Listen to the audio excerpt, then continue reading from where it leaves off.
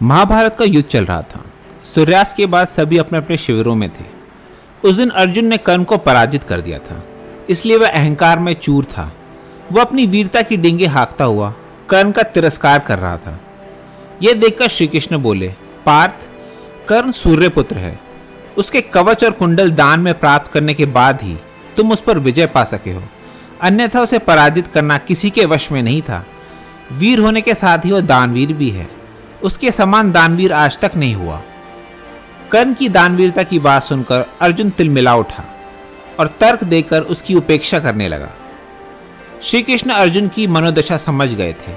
वे शांत स्वर में बोले, पार्थ, कर्ण रण क्षेत्र में घायल पड़ा हुआ है। तुम चाहो तो उसकी दानवीरता की परीक्षा ले सकते हो। अर्जुन ने श्री कृष्ण की बात मान ली। दोनों ब्राह्मण के रूप में उसके पास पहुंचे।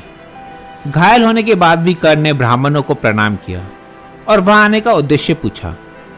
श्री कृष्ण बोले, राजन, आपकी जय हो। हम यहां भिक्षा लेने आए हैं, कृपया हमारी इच्छा पूर्ण करें। कर्ण थोड़ा लज्जित होकर बोला, ब्राह्मण देव, मैं तो रण क्षेत्र में घायल पड़ा हूं। मेरे सभी सैनिक मारे जा चुके हैं। मैं मृत्यु की प्रतीक्षा कर रहा हूं। इस अवस्था में भला मैं आपको क्या दे सकता हूं? राजन, इसका अर्थ यह हुआ कि तुम हमें यहां से खाली हाथ लौटाओगे। ठीक है राजन, यदि आप यही चाहते हैं तो हम लौट जाते हैं, किंतु इससे आपकी कीर्ति धूमिल हो जाएगी। संसार आपको धर्मविहीन राजा के रूप में याद रखेगा। यह कहते हुए वह लौटने लगे।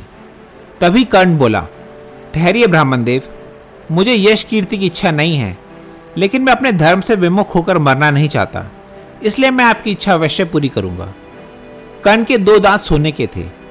उसने निकट पड़े पत्थर से उन्हें तोड़ा और बोला, ब्राह्मण देव, मैंने सर्वदा स्वर्ण का ही दान किया है, इसलिए आप इन स्वर्ण युक्त दांतों को स्वीकार करें। श्री कृष्ण दान अस्वीकार करते हुए बोले, राजन, इन दांतों पर तो खून लगा हुआ है और आप इन्हें मुंह से निकाल कर दे रहे हैं, इसलिए यह स्वर्ण तो झूठा है। हम झूठा स्वर्ण बिल्कुल स्वीकार नहीं करेंगे। तब कर्ण घिसटते हुए अपने धनुष तक गए और उस पर बाण चढ़ाकर गंगा का स्मरण किया। उसके बाद बाण भूमि पर आया। भूमि पर बाण लगते ही वहां से गंगा की तेज जलधारा बह निकली। कर्ण ने उससे दांतों को धोया और उन्हें देते हुए कहा, हे ब्राह्मण देवता, अब यह स्वर्ण शुद्ध है, कृपया आप इसे ग्रहण करें। तभी कर्ण पर पुष्पों की वर्षा होने लगी। भगवान श्री कृष्ण और अर्जुन अपने वास्तविक स्वरूप में प्रकट हो गए। विस्मित कर्ण भगवान श्री कृष्ण की स्तुति करते हुए बोला, भगवान, आपके दर्शन पाकर मैं धन्य हो गया। मेरे सभी पाप नष्ट हो गए। आप भक्तों का कल्याण करने वाले हैं, मुझ पर भी कृपा करें। उसके बाद श्री कृष्ण उसे आशीर्वाद देते हुए बोले, कर्ण, जब तक ये सूर्य, चांद, तारे और पृथ्वी रहेंगे, तुम्हारी दानवीरता का गुणगान तीनों लोकों में किया जाएगा। संसार में तुम्हारे समान महान दानवीर ना तो हुआ है और ना ही आज के बाद कभी होगा। तुम्हारी ये बाण गंगा युगों युगों तक तुम्हारा गुणगान करती रहेगी।